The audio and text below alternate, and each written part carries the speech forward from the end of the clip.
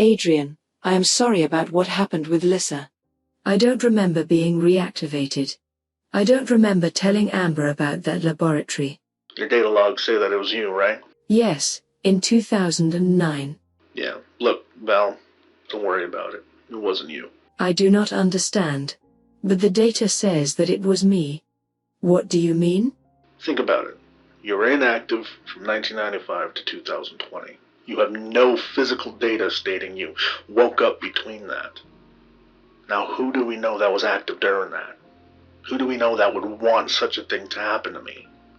Are you implying Nico did this? Just to get to you?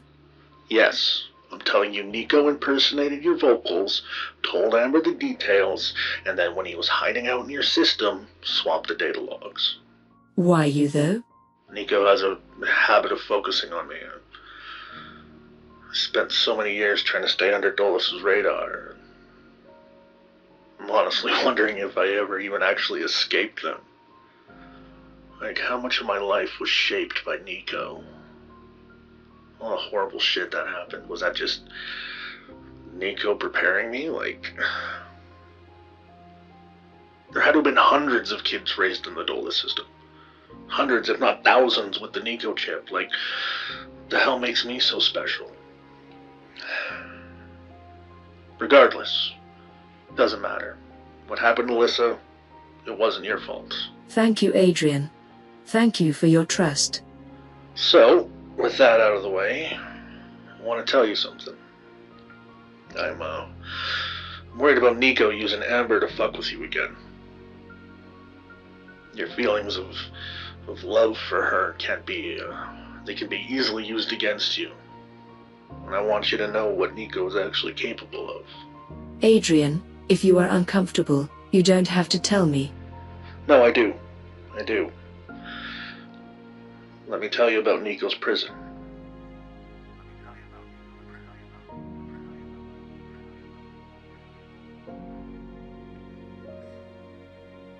Every day would start out the same.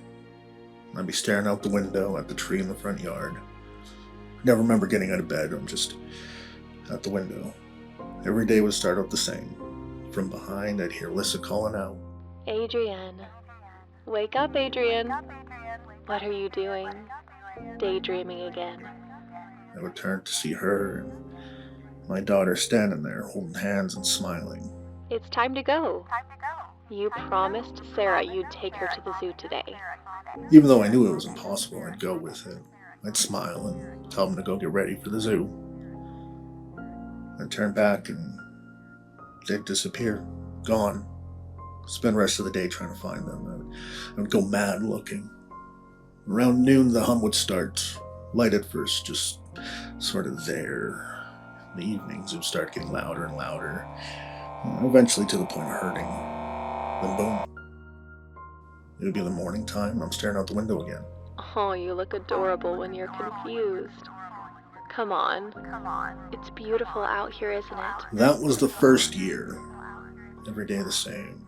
No matter where I went or where I was at the end of the night. Right back in that house, staring out the window.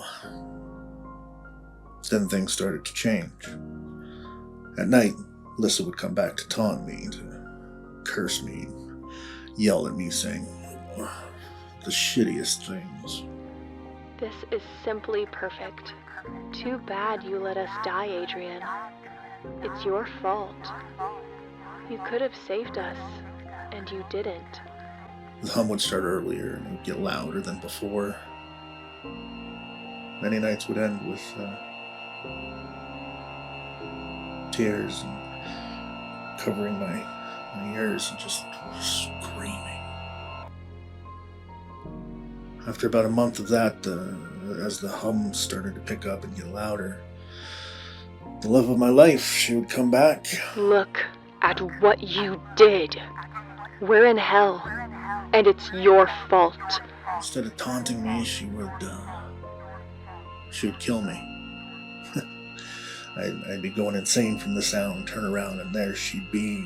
She moved so fucking fast. I couldn't keep up. She'd lunge at me with a knife, embed it right in my chest. I died staring at her evil smile. Then I opened my eyes and boom, right back out the window. I thought for the longest time that this was my penance. This is what I deserved Tell me, how does that make you feel? for letting them die. So, I let it happen. Don't you look away, Adrian. Look at what you have done. Probably about 6 months worth. Every night, I would die again. Dying for my failures. We're in hell, Adrian. Do you understand? We are in hell, and it is your fault. But once again, things would change. It's like seeing that I wasn't fighting back. I had to change it up a bit. So it became literal torture. How could you let us die? As the hum got louder, the pain from the blade grew stronger. Eventually one day I had enough. Started fighting back. One night, I fought back too hard. Alyssa fell. She hit her head on the corner of the wall. She died. I killed her. I was devastated. But in my grief, I noticed something. The hum stopped. That entire night, I sat there with her in my arms and listened to the silence. The relief and the guilt just swirled around me like oil and water. Then it all started back up again the next night. Adrian. Wake up, Adrian. Let's go to the zoo. You promised Sarah you'd take her to the zoo today. You let us die. How could you let us die? Die, Adrian. Another month. I fought just to keep her from killing me. But then the hum grew louder. And then it would start earlier.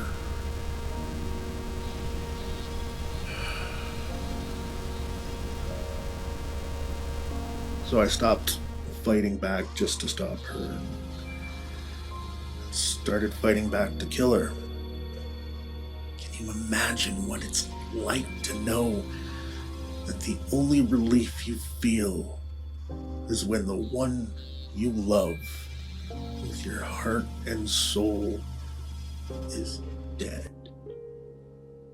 157 times. You think that was the torture, that was my hell, but it wasn't.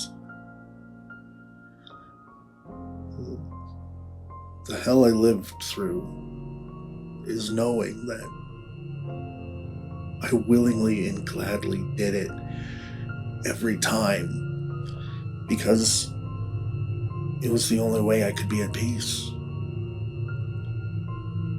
The only way to get the hum to stop. I looked forward to it.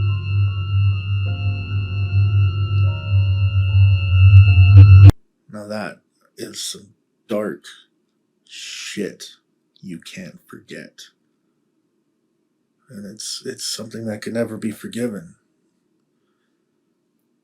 You know, I know it's not real. It didn't actually happen that way. It was Nico's fucking game. But the point is, it was real. I lived it. I was there, day in, day out. It was my world for years. The emotions I felt, the things I did really happened to me.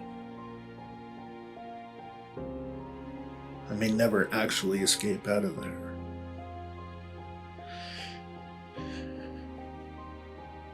And that, my dear Valora, is why you need to not only control your emotions, but understand them.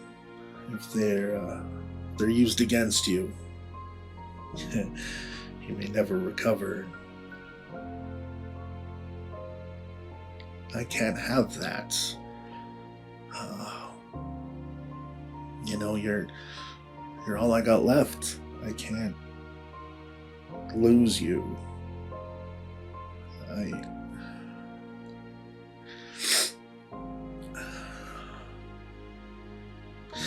Let me help you. Let's conquer this together. You're not alone. I've always got your back, bro. Now let's get out of here.